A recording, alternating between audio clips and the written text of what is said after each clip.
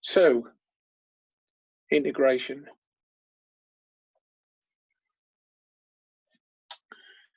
Well, the process, as I've already said, of integration is the mathematical reverse of the process of integration. So it's like multiply is reverse of divide, addition is the reverse of subtraction. It's similar to that. Square root is the opposite of square, and so on. So in differentiation, if we differentiate the function, as you already know, 2x squared, we end up with the first differential of x that is 4x, because we bring the 2 down and multiply and take 1 off the index. So we end up with the first differential 4x. Therefore, if integration is the opposite of differentiation, if we integrate 4x, we should end up with 2x squared. Yeah. So mathematically, we write this as, so we write the integral of 4x with respect to x as, this is the symbol for integral of, and then it's with respect to x. So you put times dx on the end there. This means the integral of 4x with respect to x. This one means the integral of 2t with respect to t. Okay, so that as the t or x in those two, or any other variable that's on the end there, is the independent variable in the expression. Okay, so moving on from that, from the previous page, so we're going to talk to you about something called the constant of integration. From the previous page, we learned that if we have a function of x, 2x squared, then its first differential is 4x, and therefore the integral of 4x dx must be 2x squared. Okay. Now, if we differentiate 2x squared plus 7, which is completely different to 2x squared on its own, we bring the 2 down and multiply to get 4. We take 1 off the index, and we end up with 4x. And when we differentiate the constant 7, what happens? Anybody?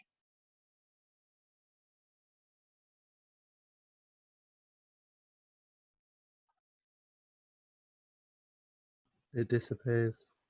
It disappears. Yeah. So what we're saying here is the differential of 2x squared plus 7 is also just 4x. Yeah. So if we differentiate 2x squared on its own, we get just 4x. If we differentiate 2x squared plus 7, we get 4x. If we differentiated 2x squared minus 83, what would we get?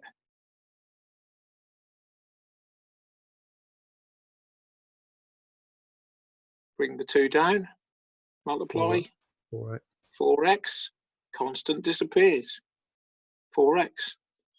There is an infinite number of functions with an infinite number of different constants we can add on or take away from the end of 2x squared. When we differentiate it, we'll still end up with 4x. Okay, so in fact, the constant 7 in this example could be any number. Therefore, to allow for the presence of a constant when we integrate, whenever the process of integration is performed, a constant c is added to the result like this. So here in our example, when we're integrating 4x dx, we go back to 2x squared. We've already established that because that's where we started in the first place. But we add a constant on, it's called the constant of integration. in problems where we're talking about what we call here indefinite integrals,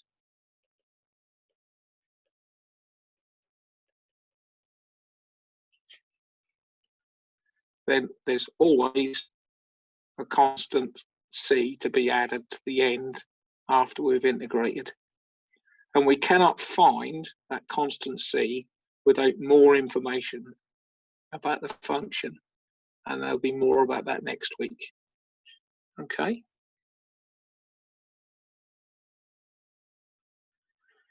So let's have a look at the general solution for integrals of the form ax to the n. So where we've got a variable x or some other variable, and it's raised to a power and possibly multiplied by a constant a. If we integrate ax to the n with respect to x, what we do is we add 1 to the index, so we do n plus ax plus 1, and then we divide by the new index and add c on the end.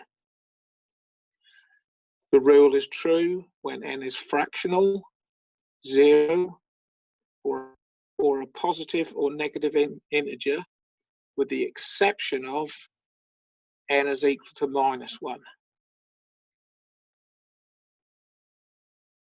And we'll talk in a minute about why n being equal to -1 doesn't work, and it has its own particular solution if we integrate n, where n is equal to -1. All right. So taking that rule, if we want to integrate 3x to the 4 with respect to x, we say it's 3 times x. Hang on, let's just take that bracket away. I don't really need it. We say it's 3 x to the 5, add 1 to the index, divide by the new index, plus c. Yeah.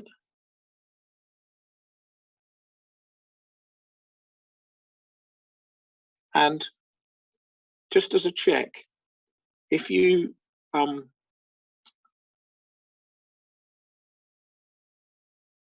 differentiate your answer, you should end up back where you started.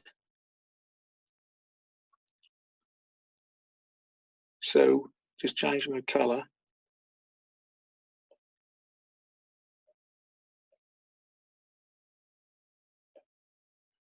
So the y by dx is, we bring the 5 down and multiply, so we end up with 5 times 3, take 1 off the index, over 5. So these two 5s cancel out, we end up with 3x to the power of 4, and we differentiate the constant, it disappears. So if you ever wonder whether you've got the right answer when you do an integration, if you differentiate it, you should end up back where you started. Okay. So doing this second one here,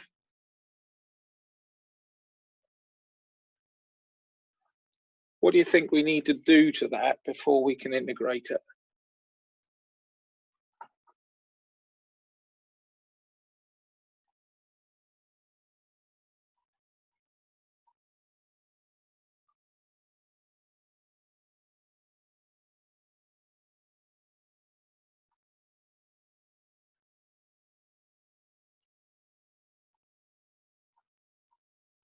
Anyone?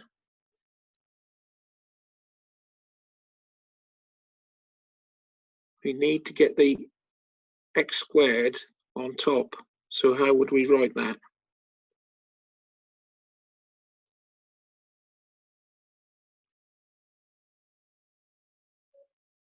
If it comes up, we change the sign.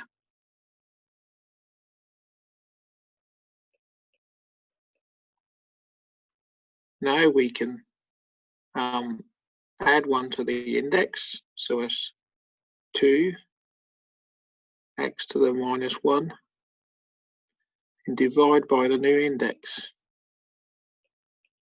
minus 1 plus c. Yeah. Which can be written as minus 2 over x plus c. So taking the x back down and change that sign back to positive. Okay. How would I need to write the third one?